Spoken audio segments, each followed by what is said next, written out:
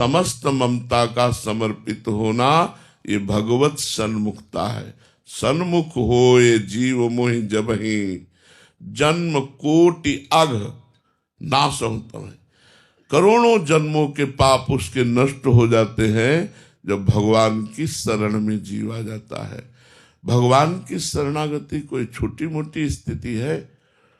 अपने शरीर का भी प्रेम भगवान के चरणों में, शरीर की भी कोई परवाह नहीं। अब जोई जोई प्यारो करे सोई मोहि भावे। भगवान के अनुकूल शरीर से आचरण होना, भगवान नाम जप करना, भगवान नाम कीर्तन करना, भगवत धामों की यात्रा करना, भगवत भक्तों का संग करना, भगवान के ही विषय में सोचते रहना, ये सब शरणागति के सन्मुखता के अंतर्गत आता है। तो जो हम नाम जप कहते हैं ना, ये नाम जप भगवान के सन्मुख करता है, संसार से राग हटाता है, भगवान में प्रेम करता। प्रेम मूल यह नाम है। तो जब भगवान से प्रेम हुआ तो हम भगवान के सन्मुख हो गए। अभी हम भगवान से विमुख हैं। यदि हमारा शरीर से प्रेम है, संसार के व्यक्ति वस्तु पदार्थ से ममता है, कामना है, आशा है, भोग वासना है, तो हम भगवान से विमुख हुए ना। तो भगवान के सन्मुख नाम ही कराएगा।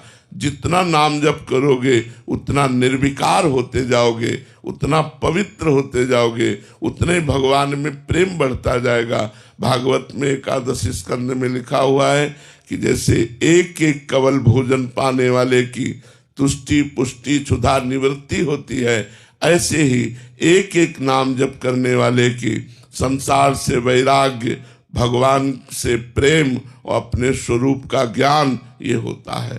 तो खूब भजन जब डट के होता है तो संसार से वैराग्य हो जाता है, भगवान से प्रेम हो जाता है और अपने स्वरूप का बोध हो जाता है। इसलिए हम सब साधनों का सार साधन नाम जप कहते हैं कि सबको खूब नाम जप करना चाहिए। यदि नाम जप है तो तुम्हारे पाप नष्ट होंगे, तुम्हें सुख प्राप्त होगा, भगवान की सन्मुखता मिलेगी, तुम्हें भगवत प्राप्ति होगी।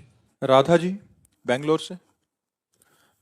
राधे राधे महाराज जी। महाराज जी, आत्मा ही परमात्मा है, फिर हम सब परमात्मा की खोज में क्यों भटक रहे हैं? हम सब क्योंकि आप आत्मा को ही नहीं जानते तो परमात्मा को कैसे जान लोगे? केवल बातें बनाने से थोड़ी समझ में आएगा कि आत्मा ही परमात्मा। जब तक कोई साधना नहीं करेगा तब तक आत्मा को जान लोगे क्या? इतने लोग बैठे हैं, सब बताओ, 3.5 हाथ के घर में रहते हो, ये घर है तुम्हारा, इसे घर कौन मानता है? सब अपना स्वरूप मानते हैं इसे, सब मैं मानते हैं इसे, और ये घर है। इस घर में वो परमात्मा विराजमान है। 3.5 हाथ के शरीर में आप अपने से कब मिले? हमें उत्तर कोई दे दे। आप अपने से कब मिले? अपने से मिल लोगे तो परमात्मा से मिल लोगे। आत्मा ही परमात्मा है, परमात्मा ही आत्मा है। आत्मबोध जिसे हो गया वही मोक्ष को प्राप्त हो जाता है। जो आत्म साक्षात्कार कर लेता है वही भगवत साक्षात्कार की योग्यता प्राप्त कर लेता है। तो आत्मा को जानना कोई आप सरल काम समझते हो? ज्ञान मार्ग से, ज्ञान के पंथ कृपान के धारा, परत खगेश लगे नहीं बारा। जान लो आत्मा तो तुम ही हो, तत्त्वमसि, तुम ही हो वो जिसकी खोज करना है, किसी और की नहीं।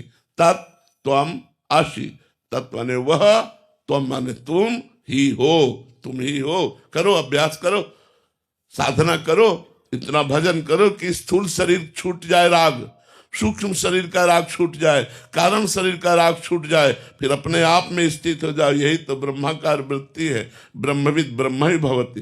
जो ब्रह्म को जान लेता है वही ब्रह्म स्वरूप हो जाता है। महाराज जी, हमने सुन लिया और समझ भी लिया, तो अब समझ कहाँ समझ लिया? क्या समझ लिया? इतना हम बोले, क्या समझ लिया? कुछ नहीं। वही शीशा में जब देखोगे तो मैं यही दिखाई देगा, मैं यही। क्या समझ लिया? इससे राग हट गया तो अवधूत स्थिति प्राप्त हो जाएगी। ब्रह्मभूता प्रसन्नात्मा न शोचति न कांक्षति समा सर्वेषु भूतेषु मद भक्तिम लभते पराम। ज्ञान की चाहे जितनी बातें करें, स्थिति शरीर में ही रहती है। भूख लगती है तो प्राणों को लगती है कि आपको लगती है? प्राणों को लगती है, लेकिन आप व्याकुल हो जाते हैं। आपको उस समय ज्ञान रहता है कि प्राणों का धर्म है भूख प्यास, मेरा धर्म नहीं है। ये मैं नहीं देख रहा, देखने का नेत्रेंद्रिय का विषय है। सुन नहीं रहा, सुनने का श्रवणेंद्रिय का विषय, मैं तो सबसे अलग हूं, कहाँ ज्ञान?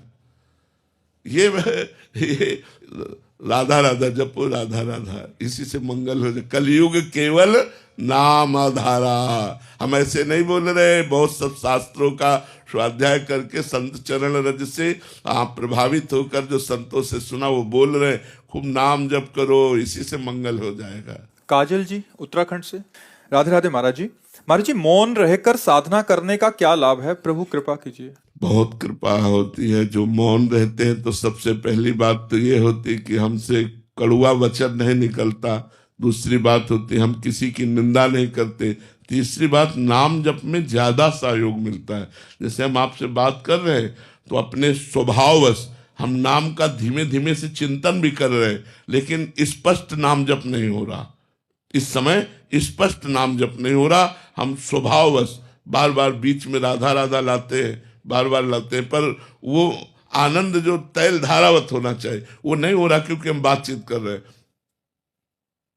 अब चल पड़ा, मौन हो जाए तो एक धारा बनती, एक तैल धारावत नाम जप का। और मौन है तो हम किसी की निंदा नहीं करते, किसी से कटु भाषण नहीं करते, बहुत बोलने का अवसर नहीं होता, बहुत प्रकार से हम बच जाते हैं। मौन होकर के भजन में बड़ी वृद्धि होती है। हमें लगता है कि 24 घंटे में अगर बराबर मौन रहने को न मिले तो 1-2 घंटे का अभ्यास जागृत में तो कर ही लेना चाहिए। सोने में तो सब मौन रहते हैं, नींद में तो सब मौन रहते हैं, लेकिन जागृत में 1-2 घंटे मौन का अभ्यास होना चाहिए। और वो अभ्यास प्रयोग करो जब कोई तुमसे गुस्सा कर रहा हो, तब तुम मौन जरूर धारण कर लो। थोड़ी देर के लिए, 5 मिनट के लिए ही धारण कर लो। जब कहीं लड़ाई होने का अवसर हो, कोई क्रोध कर रहा हो, कोई तुम्हें गाली दे रहा हो, उस समय तुम सोचो मैं मौन हूं, और 5 मिनट के लिए मौन हो जाओ, बड़ी बड़ी समस्या से बच जाओगे। मौन बहुत लाभदायक है। मौन वाणी का एक तप है और ये करना अत्यंत आवश्यक है। इससे बहुत लाभ मिलता है। अगर ज्यादा समय न मिले तो 24 घंटे में 1-2 घंटे के लिए तो मौन हो ही जाना चाहिए। आलोक जी, राधे राधे महाराज जी। गुरुदेव, क्या सभी को, जिनको भी भगवत साक्षात्कार होता है, वो चिदानंद स्वरूप एक ही होता है, या जो जैसा चिंतन करता है वैसा ही जो स्वरूप जैसा होता है? चिंतन करता है, जो जैसा चिंतन करता है। जैसे भक्ति मार्ग में शांत भाव तो सबका समान ही होता है, पर दास्य भाव में अंतर आ जाता है। प्रभु मेरे स्वामी और मैं प्रभु का दास। फिर सखा भाव में और अंतर आ जाता है। प्रभु मेरे दोस्त यार, मैं उनका दोस्त। सखा भाव दास्य भाव से ऊंचा है, क्योंकि इसमें प्रेम खुल करके है। दास्य भाव में संकोच रहता है। स्वामी की सेवा भी करना है तो आदेश का इंतजार होता है, लेकिन सखा भाव में खुल करके है, वो मेरा यार है, वो मेरा दोस्त है। जैसे अर्जुन जी और भगवान जी कैसे विनोद करते थे, कैसे एक ही साथ। तो सख्य भाव में जब वो सिद्ध होगा तो अपने को सखा रूप देखेगा, भगवान का मैं नित्य सखा हो और भगवान का सानिध्य मिलेगा। और वात्सल्य भाव, भगवान मेरे बेटा है, जैसे नंद यशोदा, देवकी वसुदेव, और भी वहाँ भागवत जन हुए जिन्होंने भगवान को अपने पुत्र रूप में, आज भी भगवान को बेटे के रूप में हजारों भक्त आराधना करते। लड्डू गोपाल को मेरे लाला मेरे गोपाल। भगवान उस भाव को जब स्वीकार करेंगे तो अपने को माता पिता के रूप में देखेंगे, भगवान को अपने लाला के रूप में देखेंगे। कांता भाव, भगवान मेरे प्रीतम प्यारे हैं, मेरे पति हैं। तो वो जब भाव प्राप्त करेगी तो अपने को देखेगी 16 वर्ष की एक सुंदरी और प्रीतम श्री कृष्ण को लुभायमान करती हुई वो उनकी सेवा में लगी हुई है। फिर सहचरी भाव, जब सहचरी भाव देखेगी तो प्रियालाल के समीप वो अपने को सहचरी के रूप में देखेगी। तो ये भाव देश का जो चिंतन हम जैसा करते हैं गुरु प्रताप से, हम वैसे भाव को प्राप्त होते हैं और बड़ा आनंद रहता है भाव देश में। बड़ा, अब एक दिन गोविंद स्वामी अष्ट सखाओं में है, वल्लभाचार्य जी के संप्रदाय में जो पुष्टि मार्ग है उसमें गोविंद स्वामी सखा भाव के, और ठाकुर वो नित्य सखा भाव को प्राप्त हो चुके थे। तो ठाकुर जी उनके कांधे में बैठे गिरिराज जी की तलहटी में विचरण कर रहे थे। सखा भाव है, दोस्त है। तो एक दिन देखा कि वैष्णव जनों ने कि गोविंद स्वामी खड़े खड़े लघु शंका कर रहे हैं गिरिराज जी की तलहटी में।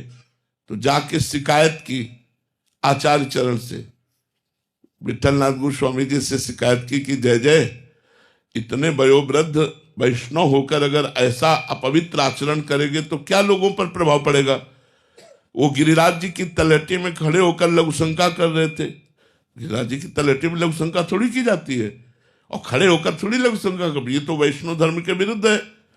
बुलाया, कहा गोविंद स्वामी आप खड़े होकर लघुशंका क्यों कर रहे थे। तो बोले इसलिए कि हमारे कांधे पे बैठा हुआ था और ये कह रहा था कि जैसे घोड़ा लघुशंका करता है वैसे करो, तो अब क्या करें, हमारे कांधे पे बैठा था वैसे। ये मतलब इतने हास्य, इतने आनंद का विषय, भगवान कांधे पे बैठे, उनका उत्तरों में लघुशंका करना। बोले इस समय तुम हमारे घोड़ा बने हो, जैसे घोड़ा लघुशंका करता है वैसे करो, अब हम नहीं उतर। तो सखा भाव में एक समानता रहती है, दास्य भाव में प्रभु मेरे स्वामी मैं सेवक, वात्सल्य भाव में प्रभु के प्रति अत्यंत दुलार, कांता भाव में प्रभु मेरे प्रीतम, और सहचरी भाव में प्रिया प्रीतम हमारे स्वामी और हम उनकी सेविका, हम उनकी दासी जो आठों पहर उनकी परिचर्या में लगी। तो अलग अलग चीज, लेकिन ज्ञान मार्ग में एक ही है, मोक्ष प्राप्ति। भक्ति मार्ग में भाव देह की प्राप्ति करके अपने इष्ट की सेवा में जाना। समझ पा रहे हैं? जैसे सभी के विग्रह अलग होते हैं महाराज जी, और सभी अपने अपने विग्रहों के हिसाब से उनको उस स्वरूप में सच्चिदानंद प्रभु को देखते हैं। लेकिन अगर वैसे सवाल हल होगा को तो सबको एक ही मिलेंगे। हमारी बात सुनो, जैसे हजारों श्री कृष्ण के प्रतिरूप विराजमान है, लेकिन जब श्री कृष्ण का साक्षात्कार होगा तो वो वही होंगे जो हमें श्री कृष्ण मिले, वही आपको श्री कृष्ण मिलेंगे। सेवा में अलग अलग है, लेकिन जो सच्चिदानंद रूप आएगा तो जो हमें मिलेगा वही आपको मिलेगा, उसमें अंतर नहीं है। राहुल कौशल जी लुधियाना से। राधे राधे महाराज जी। महाराज जी, जब हम मंदिर में प्रभु के दर्शन कर रहे हों और उसी समय कोई संत भगवान मंदिर में दर्शन के लिए आए, तो हमें संत भगवान को देखकर उनके दर्शन करने चाहिए या अपने प्रभु के दर्शन करते रहना चाहिए? ऐसे किया जाता है बस दृष्टि, और जब मंदिर से निकले तो दौड़ के उनके चरणों में गिर पड़ा जाता है। शास्त्र आज्ञा करता है कि गुरु के सिवा मंदिर में भगवान के सामने किसी को भी प्रणाम नहीं करना चाहिए, ऐसा शास्त्र आज्ञा करता है। तो जैसे कोई संत भगवान आए, हमारी दृष्टि गई तो एक बार उनसे आंख मिलाया और ऐसे मानसिक ऐसे दंडवत की, वह प्रभु के दर्शन करने लगे, तो वो भी प्रसन्न हो जाएंगे, क्योंकि संतों को ये पता है बात। और जब प्रभु से अलग हटे सो तुरंत उनके चरणों में दंडवत प्रणाम करें, वो सब करें। लेकिन प्रभु के श्री विग्रह के सामने जब हम दर्शन कर रहे हो उस समय कोशिश करें कि हमारी दृष्टि ही कहीं न जाए, केवल प्रभु में रहे। और अगर दृष्टि चली गई कि पार्श्व में कोई संत है क्या, तो ऐसे नमस्कार किया और बस फिर दर्शन करने लगे। और जब मंदिर के बाहर गए तो, लेकिन गुरुदेव पधारे तो ऐसा नहीं होगा। गुरुदेव पधारे तो प्रभु की दृष्टि हटा करके हम गुरुदेव को साष्टांग, क्योंकि गुरुदेव को प्रभु से अधिक मानने के लिए आज्ञा की गई है। मोते अधिक गुरु ही जिए जानी, आदेश आया, मोते अधिक गुरु ही जिए जानी। प्रभु ने स्वयं कहा मेरे से भी अधिक बढ़ करके गुरुदेव को मानना चाहिए। तो गुरुदेव पधारे तो साक्षात उनकी फिर साष्टांग दंडवत करें, और संत भगवान और पधारे उनको दंडवत करके भगवान के दर्शन करते रहे। और जब प्रभु से अलग हटे तब उनके दंडवत कर रहे, ऐसा। हाँ, सर झुका देना, ऐसे कर देना, ऐसे कर देना, ऐसे करके बस अपने दर्शन में लगे। तो संतों को ये सिद्धांत पता है। 32 सेवा अपराधों में एक अपराध ये है कि जब आप भगवान के दर्शन कर रहे हैं और कोई आया आपका रिश्तेदार, नातेदार, मित्र, आप उनको मिलने, नेत्र हटा दिए, उनसे बात करने लगे, उनसे मिलने, ये सेवा अपराध लागू हो गया।